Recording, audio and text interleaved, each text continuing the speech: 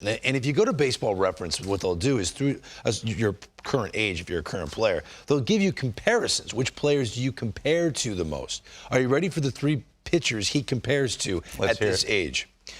Curt Schilling, Mike Mussina, and Justin Verlander. So let me ask you guys, are we watching a future Hall of Fame pitcher potentially wrapping up his career?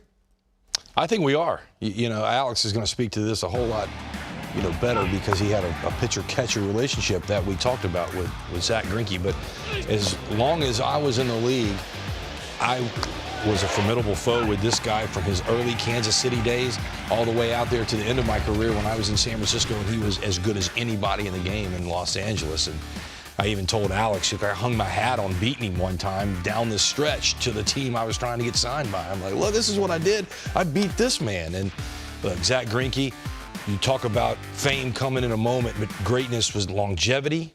That's a pretty incredible resume. Yeah, I mean, Alex. Those numbers kind of speak for themselves. I think so for sure. And when we were looking at the pitch usage as well, when I caught him in Arizona, it was funny. We had a conversation in the outfield one time during batting practice. He wasn't getting swings and misses on his slider, and he wasn't really using the curveball ever. I was like, Zach, well, why don't you use the curveball and start changing speeds on it? And then all of a sudden, that's when you started seeing like that kind of Bugs Bunny curveball. He'll throw it like 65 miles an hour. So that's because of you, huh? I wouldn't say that's because of me, but it was like, hey, let's do this a little bit more often. That way we can get some of that difference in velocity so you can start getting the swings and misses and then, pick your spots with the slider. But he's been able to reinvent himself over and over again to be able to get those results. But, I mean, he's a modern-day Greg Maddux. Yeah. I mean, just an absolute professor on the mound of the art of pitching. There was a game I was catching him. We were playing the Nationals. He had a no-hitter through 7 innings. All of a sudden, it just starts downpouring, right? And, like, a good hour and a half rain delay. Lovello comes up to Zach. He's like, you're not going out there. And he was, every, 10 minutes was trying to stay loose, stay loose, stay loose. And Lovello finally was like, you're not going back out there. So the media starts asking him, after the game, how great would it have been to throw a no-hitter? And I mean, true to Zach's form, is like, I really didn't care about the no-hitter. Like, what do you mean you didn't care about it? I really would have liked to throw in a complete game because I don't know when the last time I threw a complete game was. That was his answer. He's a different bird. Hey, this guy rakes. Let's don't forget this. On the base pass, stolen bases, and he rakes. Complete baseball. He loves hitting. Yeah, he could play shortstop. I bothered Zack Greinke the year he shows up with the historic contract with the Diamondbacks. I have to interview him. We're doing 30 clubs in 30 days. Heike and I have Zack Greinke in the show.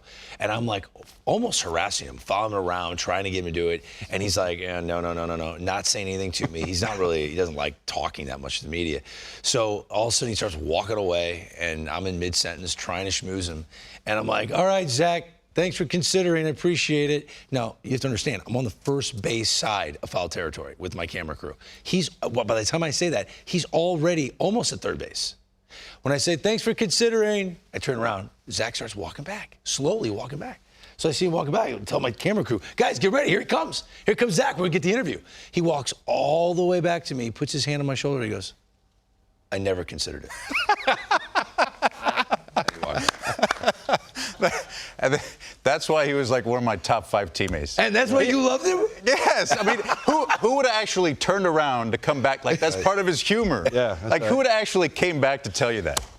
No, just a great guy. It takes a great guy. That's hilarious. I love that.